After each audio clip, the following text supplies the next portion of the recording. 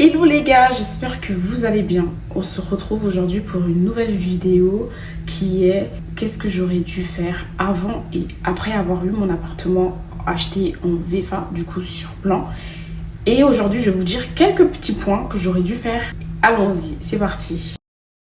Premièrement, la première chose que j'aurais dû faire, et souvent je pense que c'est une des choses qu'on oublie quand on achète un appartement, c'est de demander par rapport aux parties communes. C'est vrai que en soi, j'ai même pas demandé par rapport aux parties communes, sauf pour les garages. J'ai demandé pour le garage, pour le local poubelle, pour le local vélo. C'est vrai que j'ai même pas demandé parce que du coup moi par exemple c'est dans mon immeuble, sauf que c'est au rez-de-chaussée, du coup c'est accolé à des appartements. Ça veut dire que quand je veux aller dans mon local poubelle, et ben je traverse d'abord les appartements des gens et ensuite j'y arrive.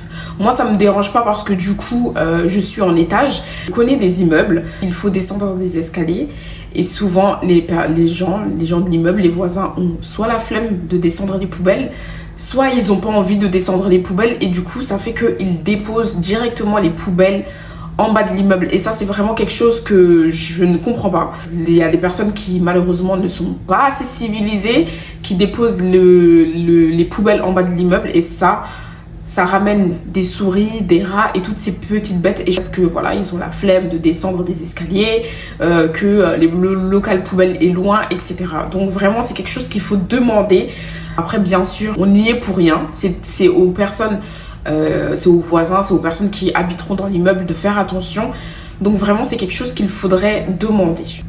Ensuite, concernant le garage. Alors moi, si vous suivez mes vidéos, j'ai dit que j'ai pas acheté de garage parce que du coup, j'ai plein de place pour me garer en bas de chez moi.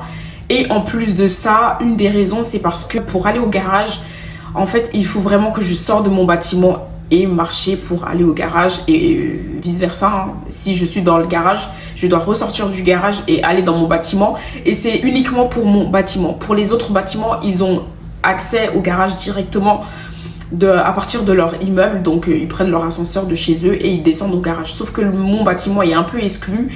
Et du coup, ça fait que je me suis dit, ça sert à rien que j'achète un garage. En plus de ça, je dois ressortir. Et aussi, en enlevant le garage, ben, je m'enlevais à peu près 15 000 € sur le prix d'achat de mon appartement. Donc, c'était pas négligeable.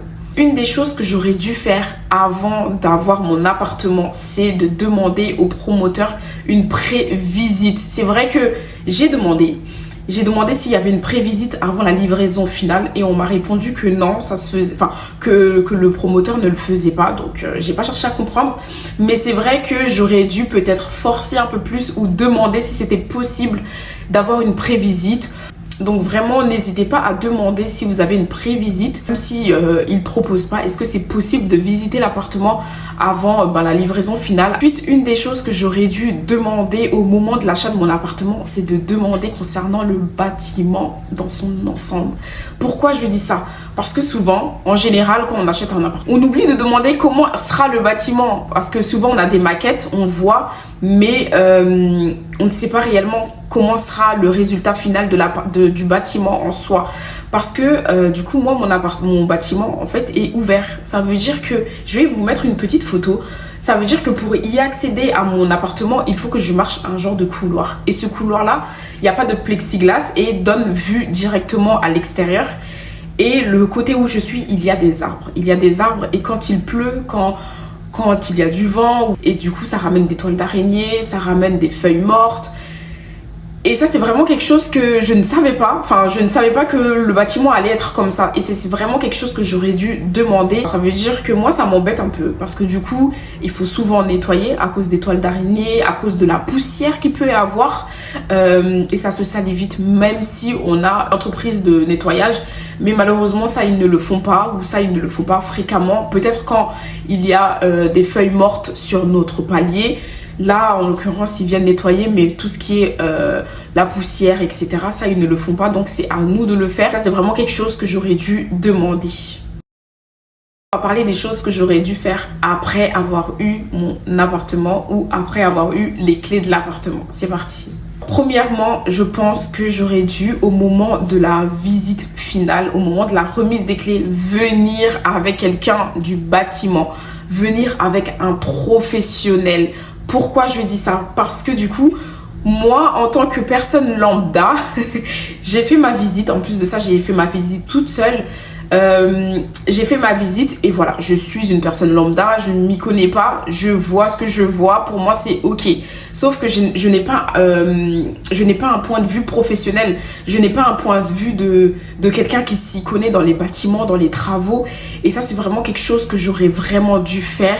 Après c'est pas non plus catastrophique, l'appartement en soi est bien, sauf que voilà, c'est vrai que j'aurais dû peut-être demander à quelqu'un qui s'y connaît dans le bâtiment de venir m'accompagner et de me dire qu'est-ce qu'il en pense en tant que professionnel. Pourquoi je dis ça? Parce que moi, au moment de ma visite, ben voilà, je regarde, tout est bon, pour moi tout est bon, je ne vois pas de problème. Sauf que d'un point de vue professionnel, on peut remarquer que voilà, le carrelage dépasse un peu, que la peinture, il y a quelques améliorations à faire, et c'est vraiment dommage que j'ai pas eu l'idée à ce moment-là de venir avec quelqu'un. Mais bon, comme j'ai dit, hein, c'est pas catastrophique, l'appartement est bien.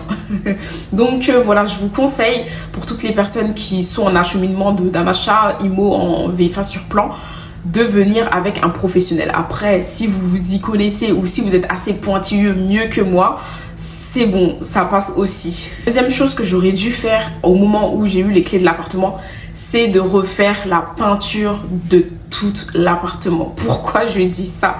Parce qu'au moment où j'ai eu les clés de l'appartement, du coup, comme vous pouvez le voir, les murs sont blancs, ok? Sauf que j'ai commencé à faire des petits travaux, j'ai commencé à percer les murs. Et en fait, je me suis trompée en perçant les murs, j'ai fait un mauvais trou et il fallait reboucher. J'ai rebouché avec de l'enduit, sauf que l'enduit, la couleur de l'enduit et la couleur du mur, de la peinture du mur, ne sont pas exactement pareilles. Et je suis allée au magasin et là, je me suis retrouvée dans le rayon avec plusieurs couleurs, plusieurs nuances de blanc.